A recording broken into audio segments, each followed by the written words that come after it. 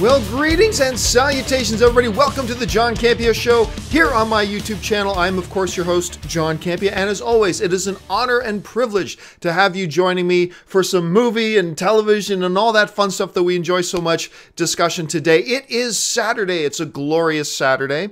I had a busy day yesterday, which included driving to the airport to pick up my wife, Anne, who is now back from Hong Kong. So it's really good having her back home, obviously. So listen, here's how today's going to run.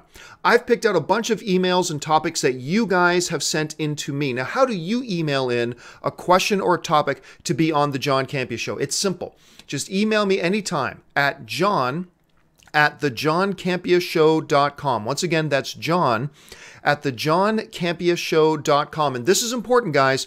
You have to make sure to put the word topic in the subject line. Put that word topic in the subject line. And of course, keep your emails to 90 words or less. Otherwise, it's just too long to read. And even if I wanted to, I couldn't physically fit it on the screen.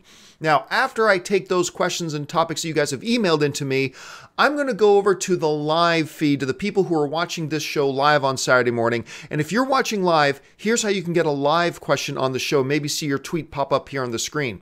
Just tweet to me at John Campea. It's just simple. Just send out a tweet and start the tweet with at John Campea. Send out those tweets, and I will get through just as many of those questions that you guys send in live as I possibly can. All right, now, with all that out of the way, let's jump into the first topic of the day. And the first topic today comes to us from Alan Dale, who writes, "Hi, John. If Justice League is a resounding success, both critically and financially, will critics revisit Batman vs. Superman with renewed enthusiasm and give it a higher score on Rotten Tomatoes? Also, does it count if they watch the ultimate cut?" Well, thanks a lot for the question, man. And let me start with addressing the second part of your question. Does it count if they watch the ultimate cut, or the ultimate edition, as it's called? Now, I'm one of the guys that I liked Batman vs. Superman. I actually gave it a positive review. And I watched the ultimate cut. And I will say this. I thought the ultimate cut, and I put up a review of it, I thought the ultimate cut was an even better version of Batman vs. Superman. However, whereas some people believe and think when they look at it that the ultimate edition of Batman vs. Superman was a night and day difference from the theatrical cut of Batman vs. Superman, I have to disagree with that. Now, I do think the ultimate edition was a slightly better one. I enjoyed it a little bit more. The big thing they did to me was it changed the focus. Because see, the theatrical cut, I would argue, is a Batman-centered movie with Superman being a major secondary character. To me, the Ultimate Edition reversed that. And the Ultimate Edition, to me, is a Superman-centric film with Batman as a major secondary character. That, to me, was the big difference. When you look at the difference they made in the edits, in which all the extra stuff that they threw in there, that was the big difference to me. But even though that was an improvement to me, it was not a night and day difference. It didn't suddenly make the movie a 3 out of 10 into a 9 out of 10, at least in my opinion. Now, maybe that's because I actually like the theatrical cut. So maybe to some people who didn't like the theatrical cut, and if they did like the Ultimate Edition, that made a bigger difference for them. I already liked the theatrical cut. I do think the Ultimate Edition was a better version. I just don't think it was a night and day difference. Whereas many other people do. And I'm curious to know what you guys think. Do you think that the Ultimate Edition was a night and day difference from the theatrical cut? Let me know what you guys think. Leave it in the comments section. But let's go back over to the main part of your question. If Justice League comes out, and there are a number of people, including myself, that I suspect Justice League is going to be a damn good movie. I just think there's a lot of good things going on. Yes, there are some negative things going on too, but I think there are just too many good things happening here, and too many good things in place, and too many things that Warner Brothers has started to set in the right direction to believe that it's not going to be good. I believe it's going to be a good movie, and I believe it's going to crack $1 billion. I believe it will be the #1 box office comic book movie of the year. I don't suspect it'll beat Logan for best comic book movie of the year overall, but I think it'll probably be the #1 box office comic book movie of the year. So I'm believing for good things. However, if it's great and the majority of the critics like it like they liked Wonder Woman, will that change the way and give them new enthusiasm for Batman versus Superman? Well, there's two answers to that question, the way I see it. Number one, would they change their opinion? And number two, should they change their opinion? Let's start with, would they change their opinion? No, absolutely not. Absolutely not.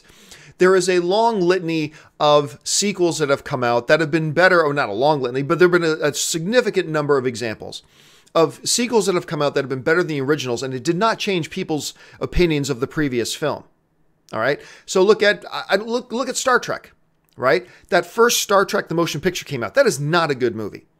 Star Trek Wrath of Khan comes out, one of the greats. That movie's amazing. It did not change people's opinions of the first Star Trek movie. Take somebody like me even. I think the first Rush Hour with Jackie Chan and Chris Tucker, I think the first Rush Hour is mediocre to poor. I love the second Rush Hour. Rush Hour 2 I thought was fantastic. Did not change my opinion of the first one at all. Why would it? The first one is still the first one. That movie hasn't changed. It still is what it is. It hasn't changed. So do I believe that people will change their opinion about Batman vs. Superman following a great Justice League movie? No. Just because Justice League is great, and I believe it has high probability of being great, does not mean that people will change their opinion of the original. The original still has the same strengths and the same problems that it had before. Nothing's changed. So no. Now on the question of should it change their mind, again, absolutely not. It shouldn't change your mind. You evaluate and judge a movie from your own personal point of view, a movie on its own merits. And if nothing changes in that movie, why should what another movie does change your opinion about that first movie? It doesn't.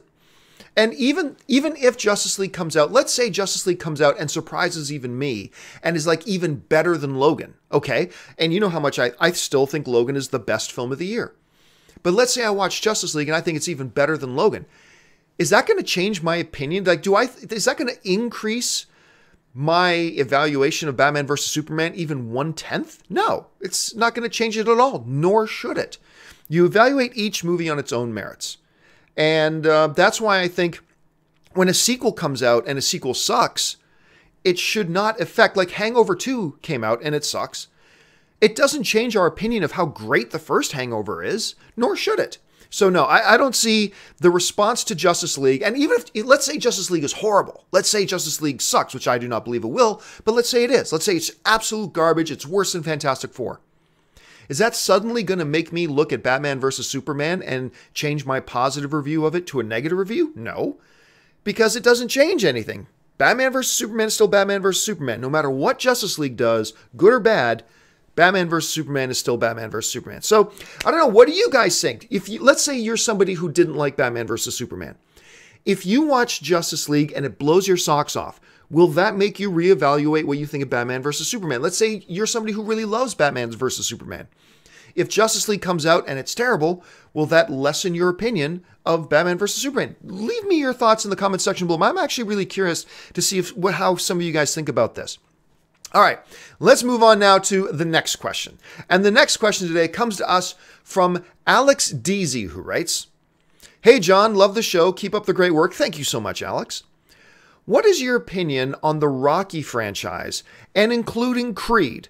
How would you rank them? My favorite film of all time is Creed. Would love to know your thoughts." Thanks a lot for the question, man. And yeah, the Rocky franchise is a special franchise because honestly, where are we now? Are we on 7? If it's Creed, if you include Creed, does that make it 7? Yeah, I think that makes it 7. And of course, we're moving into Creed 2, which would make the 8th film in the Rocky universe. But out of the 7 existing Rocky films, I contend there's only been one bad one. And that was Rocky 5, the one with Tommy Gunn. That's the only one I don't look at and say, I could rewatch that at the snap of a finger. I can sit down and watch Rocky 1, Rocky 2, Rocky 3, Rocky 4, Rocky 6, also known as Rocky Balboa, Creed, and I'm very excited about Creed 2. I can watch them all. I think they're all really great. Rocky 5 is the one that I won't sit down on the snap of fingers and watch again. So how would I rank? So that's my thoughts on the Rocky franchise overall. And you know what's funny is that the franchise has evolved and changed. Like the first Rocky is real. It's a down and out underdog story. Quite gritty, really. And then as the series progressed, by the time we get to Rocky 3 and Rocky 4, it's a very 80s icon action kind of movie, right? Like, so they change and evolve. And then what happens is it started to turn around and go back towards the dramatic. Like, I think Rocky Balboa, even though it got good reviews and people seem to like it, I think Rocky Balboa is still underrated. I love that film. I think that film is just beautifully done. And then, of course, you get into Creed, which continues the journey of it being a little bit of the influence of the 80s action thing, but more back to its roots of an underdog drama kind of film, which it's really been neat to see the Rocky franchise go with that ebb and flow with the evolution of the franchise and of its characters. Okay, so how would I rank them? I have honestly never thought about this, and therefore it's all subjective, which means you guys, your list is going to be totally different than mine. So let's start from the bottom. And the bottom is obvious. It's the only film that I don't think is a good film, which is Rocky V, the one with Tommy Gunn. Okay, that's the bottom. The rest I think are all good. So it's going to pain me to put one in the second to last spot, because I think the second to last one is still really good too. And I'm going to go Rocky 3. With Mr. T. Now, I know a whole bunch of you are now screaming at your computer monitors because there's a lot of you that Rocky 3 is probably your favorite Rocky film. And I can't argue with you about that. It's great. I love it. But the problem is I love all of the remaining Rocky movies. So I got to put something down in that spot. So I'll go Rocky 5 as the only bad one. Then we get into all the good ones. So I'm going to go Rocky 3. Rocky 1, which, it feels sacrilegious to say Rocky 1 that low. Rocky 2, Creed, Rocky, okay, wait a second. What, I'm losing track here. Okay, wait a second. This is the problem of doing these shows live. Okay, let me see this again. So go Rocky 5, Rocky 3, Rocky 1, Rocky 2, Rocky Balboa, Creed, Rocky 5, or Rocky 6. I mean, do I want to do that? No, Rocky 4. Rocky 4, Rocky 6 and Rocky 4. There we go. So I'm gonna have my favorite right now, although, man, if you ask me this next month, I might put them in a different order. I'm going to say my favorite one is Rocky 4. Rocky 4 is the one I can go back to anytime and watch again. Then Rocky Balboa, which I actually think is the second best Rocky film. Then we're getting into Creed and then the rest of the Rockies and then Rocky 5 at the bottom. But the margin of error between my number 1 and my number 6 are so razor thin. Like if you ask me in a month, I might have them in a totally different order. But anyway, that's the way I'm going to order them right now. What do you guys think? How would you rank the Rocky Balboa movies? Jump into the comments section and let me know how you would rank them. And by the way, do you agree with me that I think only one of the Rocky films hasn't been good?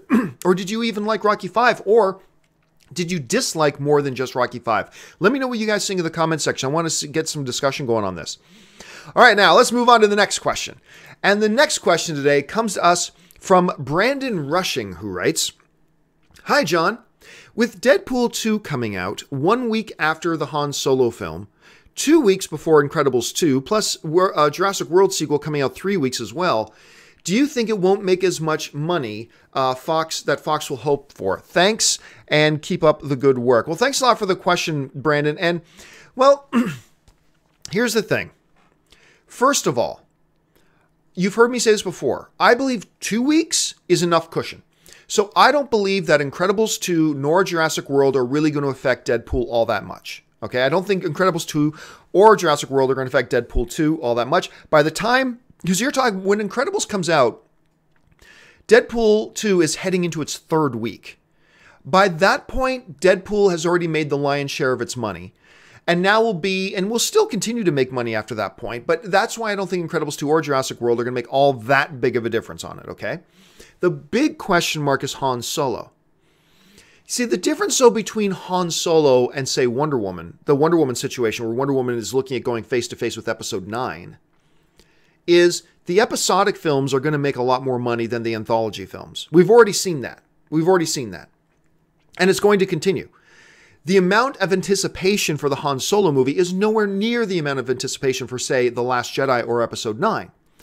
So while the Han Solo movie is going to be big, it's definitely going to be big, it's not the all-encompassing box office black hole that, say, The Last Jedi is going to be and that Star Wars Episode 9 is going to be. It's going to be a big film, but not the all-encompassing black hole. But also remember this, summer movie seasons are not all alike. It is statistically proven a lot more people go to see the movies in the summer for obvious reasons. So while it's not ideal to have that big movie right before it, you're in the dead of the summer movie season when everybody's out of school, nobody's in school, a lot of people are on summer vacation from work, like all that kind of stuff. You just statistically have a lot more people going to the movies at that period of the year. So I suspect that whatever deficit Deadpool 2 is going to face at the hands of Han Solo, and again, I don't think it's great that it's opening 1 week after Han Solo. I would put it somewhere else. But if you're dedicated to putting it in the summer movie season, you're going to be facing, every weekend is going to face its own troubles. Every single weekend is going to have something big opening either on the same weekend, the week before, or the week after. I think Deadpool, if you're going to plant it in the midst of the summer movie season, has found a pretty good space. Nothing major, super major anyway, opens for at least a couple of weeks after it. And you got the one Han Solo movie, which as far as Star Wars movies go, people aren't jumping up and down throwing parties about it. And especially when you consider all the drama that's gone on with it, with, Lord Miller being bumped, reshooting almost the entire movie, with Ron Howard coming in and all that kind of stuff. So I think as far as a summer movie date, they're fine. Therefore, I think the Fox executives probably have a good estimate in their heads about what Deadpool 2 is going to make. They knew exactly what they were getting into when they put the movie there. I still don't know what War for the Planet of the Apes was doing, putting it 1 week after Spider-Man Homecoming, which wasn't in the heat of the summer movie season. That was ludicrous. But this one, I think, is as good as you can go. Now, the only other way I could see looking at this is don't release Deadpool in the summer. Release it in February, like you did the first Deadpool movie. Release it in November. Release it in October or September. But I'm going to say, if you're dedicated to putting that movie out in the summer, when the most audience is going to the theaters anyway, I think they probably found a pretty good week. Let me know what you guys think. Jump into the comment section and leave your thoughts. All right, let's move on now to the next question. We got 2 more, and then I'm going to go to the live questions from you guys. Once again, if you guys are watching live, you can start getting your questions ready. When it comes time, I'm going to ask you guys to tweet to me at John Campea. Send those questions in for those of you who are watching me live. Let's go back now to the board, though. And the next question comes to us from one of my Patreon supporters, Ferdhouse, who writes, have you seen the trailer for the Netflix movie Bright? It looks grounded but high in concept at the same time. What do you think about it? Thanks, and keep up the great content, man. Yeah, I actually saw a lot of stuff for Bright at Comic-Con this past year. Netflix did a big, heavy push, and of course, it's got Joel Edgerton, Will Smith, and Netflix did a really big, serious push on this movie. Like, they are really getting behind this film, and they did a big push for it at Comic-Con.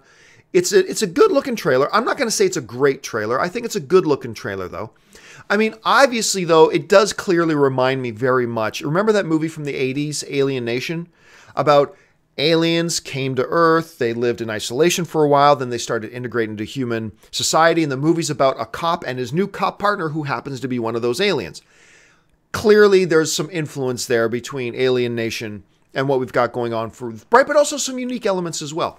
I'm not quite sure how to feel about it because, honestly, with the exception of maybe 2 movies on Netflix that I've seen that have been really solid, good Netflix original films, I have not been impressed at all with what Netflix has put out as far as under their original film banner. Now, Bright is a little bit different. They're really getting behind it. They seem to believe in it a lot, and I'm definitely going to give it a shot.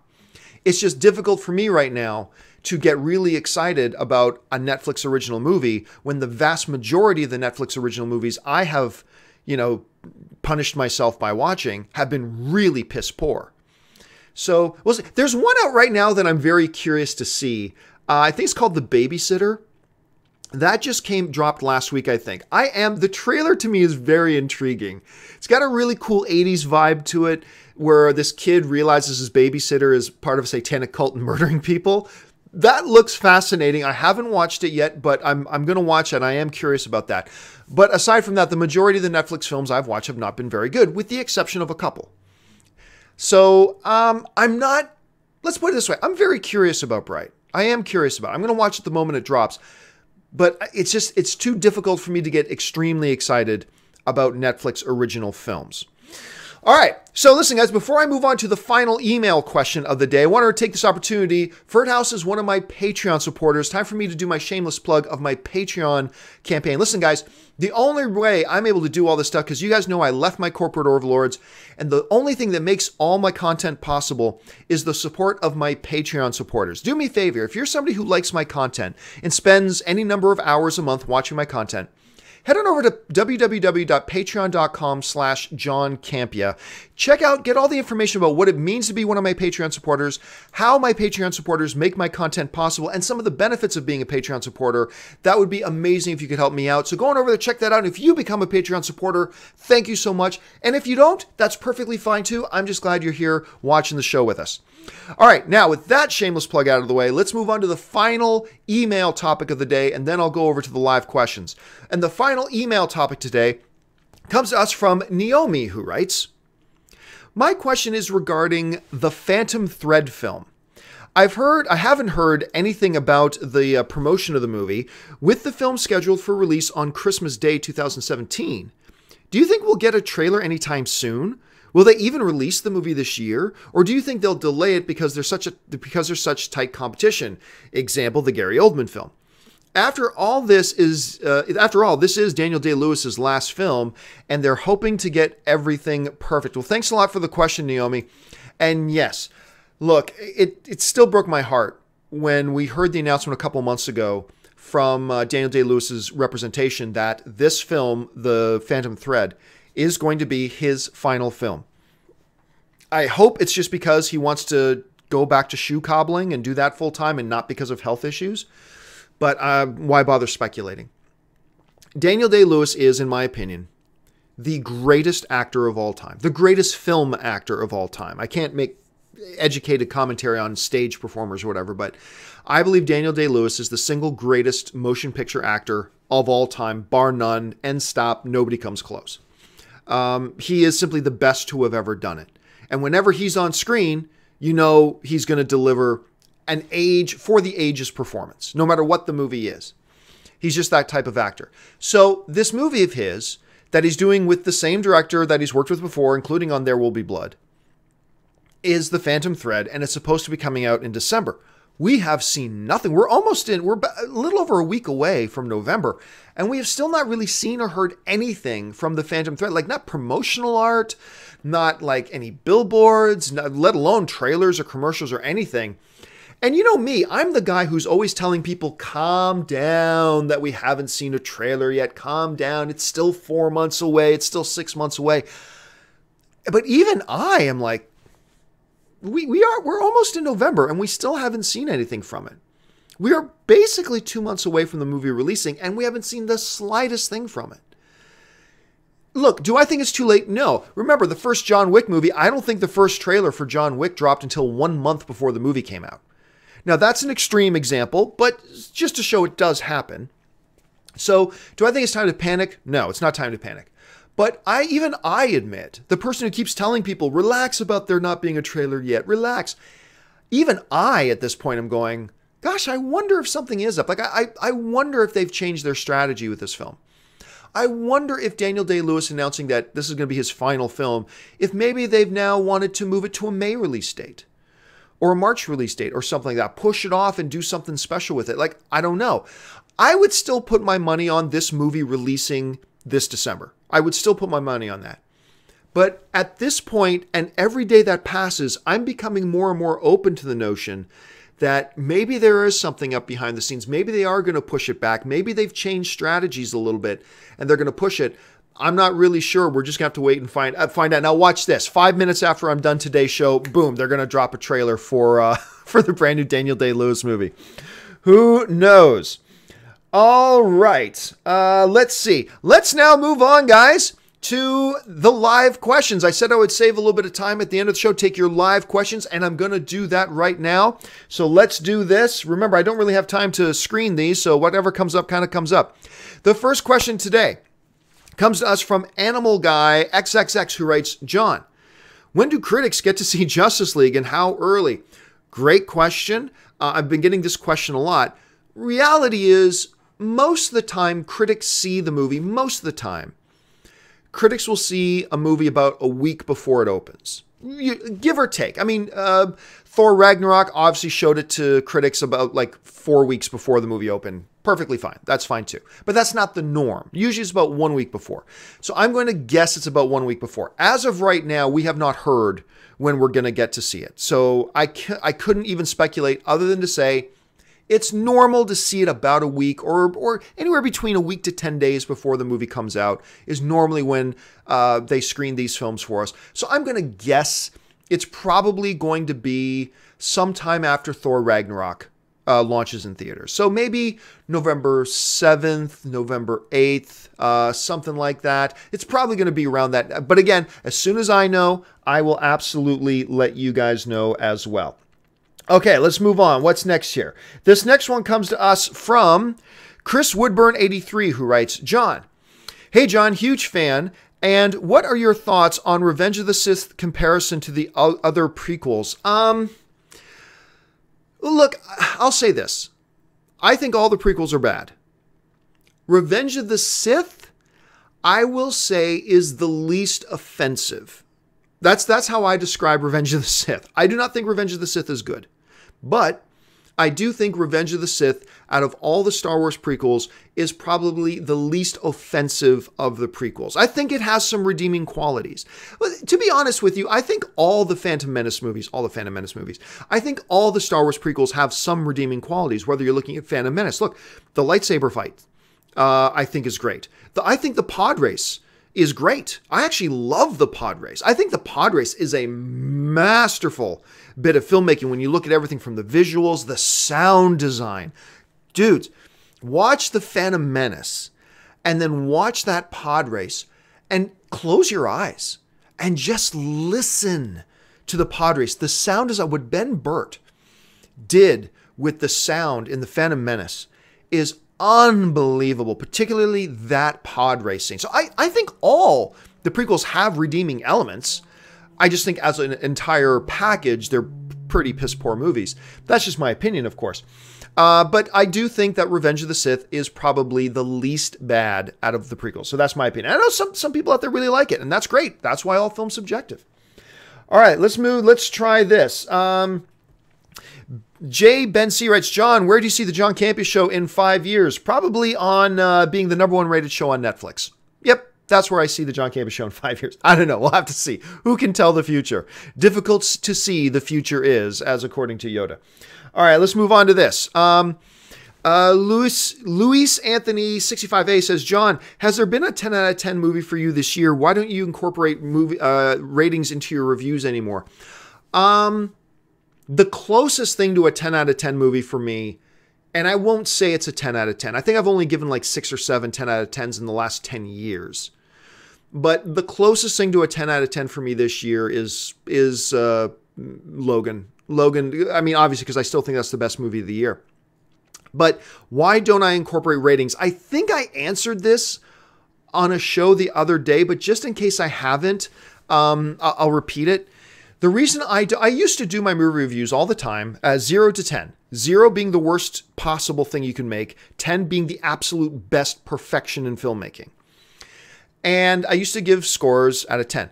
The reason I stopped giving those scores is because we live in a society right now where everything is 10. If somebody even just likes a movie, it's 10. 10, 10, 10. Everything's 10 out of 10. 10 out of 10. And if something just doesn't quite live up to somebody's expectations, 0, 0 out of 10, 0 out of 10. That just seems to be how a lot of people handle it. As a result of this being a 10 or a 0 society, to me, once again, 0 is the worst possible thing. 10 is the best possible thing. So if I give something a 6, that means I think a movie is closer to being perfection than it is to being the worst. Therefore, 6 to me is a positive review. It's generally a positive review. It's not a glowing review, but it's a positive review. To me, 7 is a solid score for a movie. A 7 out of 10, which means you're only 3 notches away from what I'm calling perfection. So to me, a 7 out of 10 is a solid score. That's a solid, good movie. That is a movie that I have no problems recommending that you go see. 6, I would say, yeah, check it out. I'm not totally sure you're going to like it, but I did, so yeah. But 7 to me puts it firmly in the ground of I have no hesitation recommending this movie. because I think it is a solid film. But the problem is, when you live in a 10, 10, 10, 10 society, I would give a movie that I like. Like, I would give like a 7-minute review of a movie, talk about the negatives, but then talk about all the reasons why I like this film, why I think it's solid, all the good things about it, and say, and so I give this movie a solid 7 out of 10, right? And the moment I do that, inevitably, my Twitter feed fills up. John, why'd you hate that movie? Or I see discussion boards with, oh, well, Campea hated it. That shows me. What are you talking about? Give it a 7 out of 10. Well, that means you hate it. No, it means it's a solid movie. It's 3 points away from being perfection. So what I eventually started to ask myself is, if everybody has a different interpretation about what a 7 means, or what an 8 means, or what a 4 means, then what's the point of me giving a numerical value? If there's not a standard understanding about what the number means, and everybody lives in, if it's good, that means it's a 10. If it's not good, that means it's a 0. If I live in that type of a culture, what's the point in giving a rating?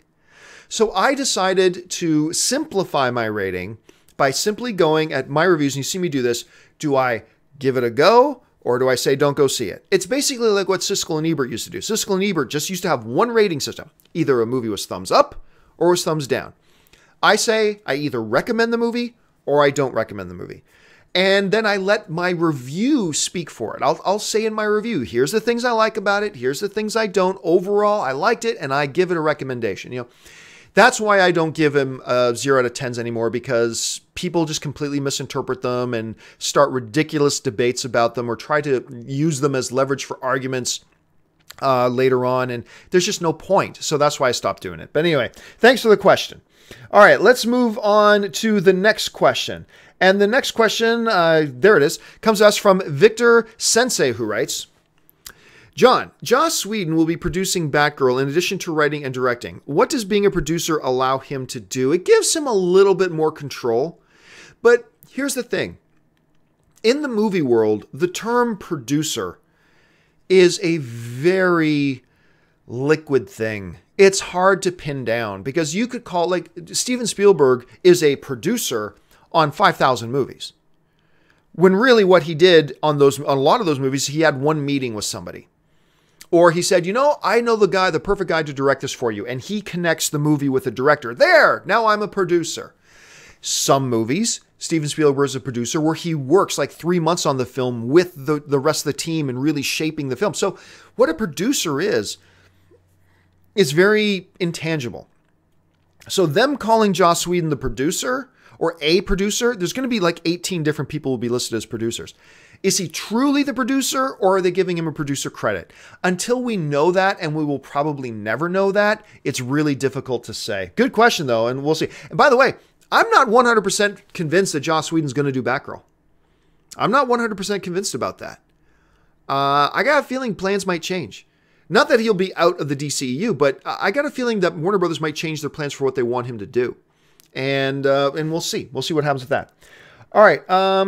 Let's see. The next one comes to us from Jimmy Sparks. And for whatever reason, Jimmy's tweet is not popping up here. Why is his tweet not popping up here? I'm not sure. Let's try it again.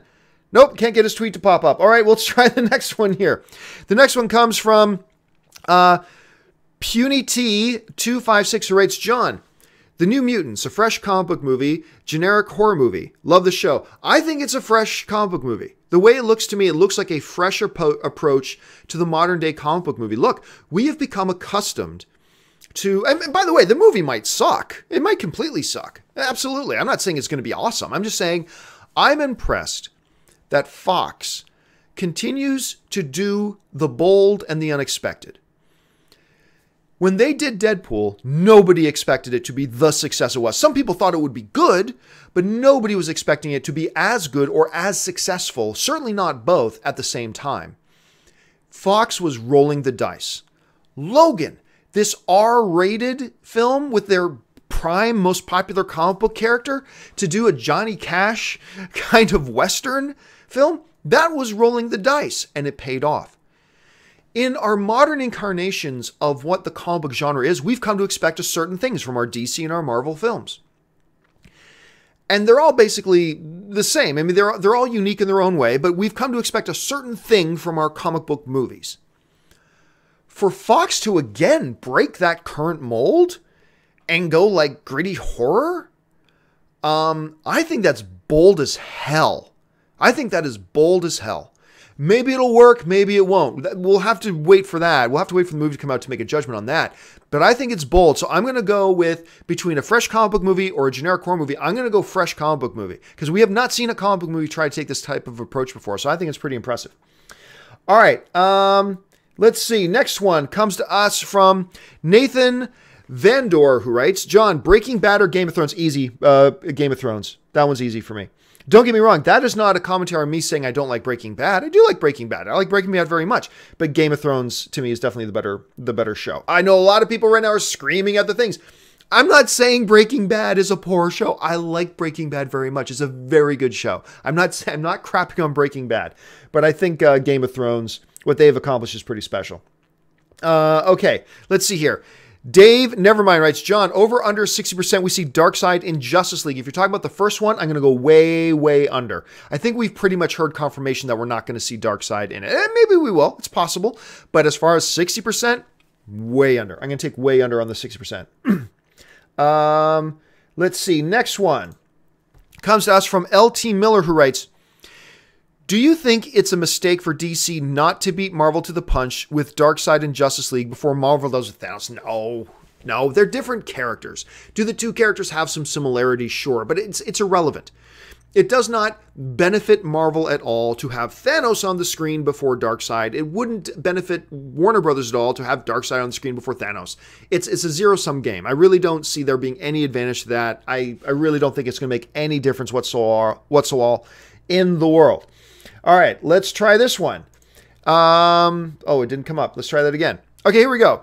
FUCC Capitalism writes, John, what do you think about a Justice League sequel already in the works? What will they do if Ben leaves? Look, these are some big picture questions. They have had a sequel to Justice League in mind for years. Before they announced the first, remember when they announced Justice League, they announced Justice League 2, right? Remember that. Now, obviously plans have changed and all that kind of stuff, but of course you got to have your groundwork ready. Expect the best, be prepared for the worst. Expect the best means, hey, let's have things in place. Let's assume Justice League is going to be a big hit and everything's going to be wonderful and marvelous. So you better be prepared to move on a Justice League 2. Be prepared for the worst. They have other plans. Warner Brothers has smart people. And having smart people, that means they're prepared for both scenarios. They are prepared for Justice League being a big hit and big with the fans, big with the critics, big at the box office, and they'll be ready to roll out and start things going on Justice League 2. However, they are smart enough to be prepared for the worst. They have Plan B, Plan C, and Plan D all ready to go in case Justice League doesn't work out the way they want. So let's just wait and see how that all turns out. Let's see here. Next one comes to us from Justin Tyler's 2016 writes, John, hey John, any official word on Justice League's runtime? 121 minutes rumored. What do you think if it's true? I'm also hearing, I heard a number of 110 minutes, so just shy of 2 hours. To me, I don't care about runtime until after I see the movie. After I see the movie and I see what kind of movie it is, what pacing the movie has, then I can go, okay, this runtime was just right. This runtime was too short. This runtime was too long. Until I see the movie, I can't really say how long a movie should be. I have no idea. It all depends on the movie itself, and I can't, comment on that until I see the film. But to me, 121 minutes sounds right. 110 minutes sounds right. I have not heard anything official, though, at this point. But those are the two numbers I have been hearing. Let's see. Next one. Nathan Vander's writing, should there be more Blade Runner sequels? Only if the company has fun losing money. Yeah, if they have fun losing money, by all means, make more sequels. If you want to do a U-turn on this $170 million budget nonsense, and if you want to make another Blade Runner film for $35 million, now you're honest, you can make money. You could be a profitable movie if your budget was around there. Obviously, it would change what you can do visually and all that kind of stuff. Are people lining up to go back? I think there's a possibility here, but it's only if the studio is willing to really scale back on their production budget. And maybe some people wouldn't like that. Who knows? Let's see, this next one, also from FUCC Capitalism. John, should we see any Rebel characters in the movies? Nope, won't see any Rebels characters in the movies. No, at least none of the major characters. You won't see any of the I mean, we saw a Chopper as a little droid going along in the background. Maybe some Easter egg thing, but will you see, like, will we see Kanan as a legit character in Star Wars Episode 8? Or in something like that? No, we're never going to see that. Let's see. Next one. Mutant Shell writes, John, do you think Venom will come out on its release date in October of 2018? If so, do you think the quality will be poor? No, I think it will hit its release date because they just changed. Oh, wait, is October 18th the new release date or is that the old one? I thought I heard that they moved to 2019. You know what? Let me look into that information and I'll get back to you on that. Elijah is writing, John, should Goku be cast as Asian or find the best actor possible? First of all, I'm not aware of there being another big Dragon Ball movie, unless I've missed something. I've not heard about there being another major Dragon Ball movie. My answer to that question is the same as it would be for any of them. It depends. Are the movie makers saying that the movie takes place in Baltimore? And if it takes place in Baltimore, and that's the setting of the movie, then I'm all for them getting a non-Asian actor. I'm all for it. If they want to say that this Dragon Ball story takes place in anywhere else in the world, then I'm all for them getting an Asian actor. At the bottom of it all, to me, it's what is the setting for the film? Like, for instance, if they say made the Dragon Ball movie take place in Tokyo, and that's where the movie starts, and it starts in Tokyo, and you don't get an Asian actor to play Goku, that would feel very odd. That would feel very odd to me. However, if you're changing the setting of the story, and you're saying this story takes place in Buffalo, New York, then I'm totally fine with them going with a different ethnicity for it. It really all depends on the setting for the film. What suits the setting best is what I'm going for. So, yeah, it really all depends. We'll have to wait and see. Let's see. And I'll take one more today. And the next one will be, if I can get this to come up. Ro Val writes, John, is it possible Reverse Flash will be in the post-credit scenes of Justice? I doubt it. I really, really doubt they're going to go Reverse Flash in the movie world for that. I just don't see that being something that they would do. All right, guys, that will do it for me for this Saturday installment of the John Campea Show. Thank you so much for joining me today. Listen, don't forget, make sure you go on and click on that subscribe button. Become a subscriber to my John Campea YouTube channel. Make sure you're following me on social media, something on Facebook and on Twitter, at John Campea. I'm very active on my social media pages. I'm going to go now watch Geostorm because I didn't watch it earlier. I'm going to watch it now and then put up my review later. I'm also going to play a little bit of South Park Fractured Butthole and see how that all turns out. I love Stick of Truth. Stick of Truth is one of my favorite games the last few years. So we'll see how that all turns out. So anyway, guys, that will do it for me. Thanks so much for joining me. My name is John Campea, and until next time, bye-bye.